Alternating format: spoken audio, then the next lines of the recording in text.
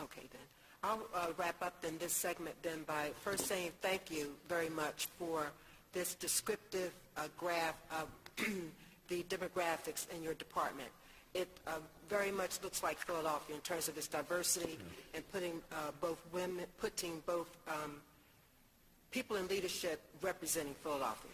I'll leave it there. So thank you for that. There are members of this body that are paying attention to what government looks like in all of the city departments.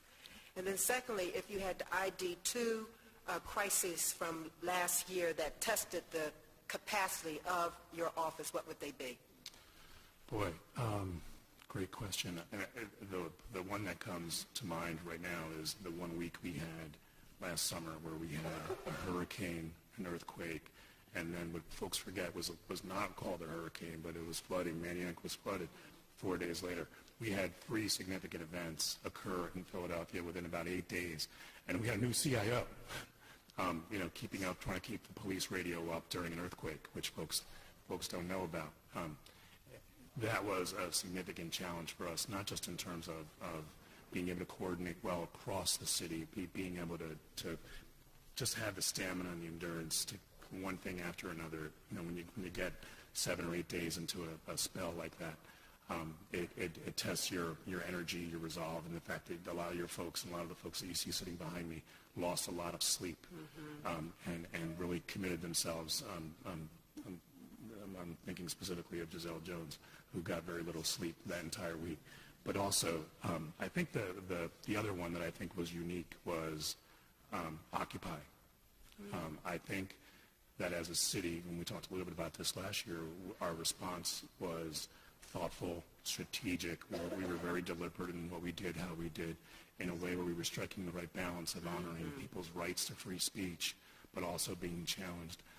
It only takes one knucklehead to throw a bottle at a police officer and police to overreact to turn what is a reasonably thought out plan into a black eye for the city.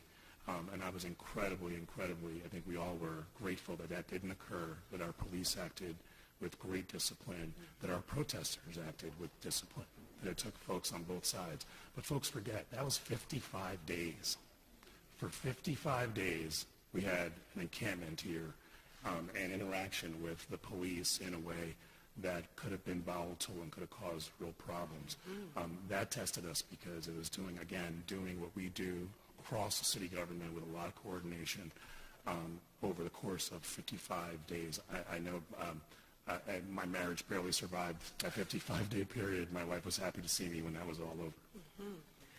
The phrase you used is that you struck the right balance. Yeah. So given the success and how seamlessly that was handled, what's the takeaway? What were the lessons learned? I think the big things is the things that are hard for us to do, and I've been a part of a number of large organizations.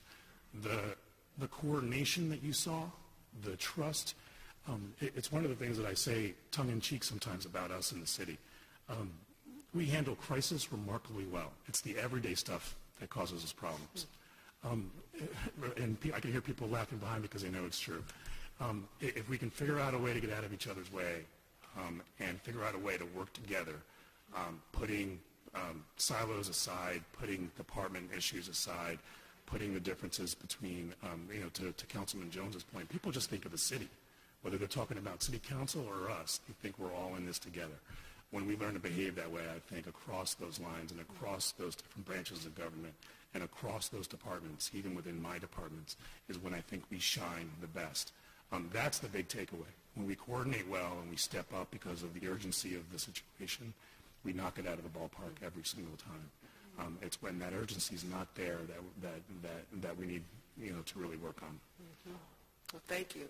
Any other members care to speak with this panel? But thank you for your leadership. Thank you. Thank you very much.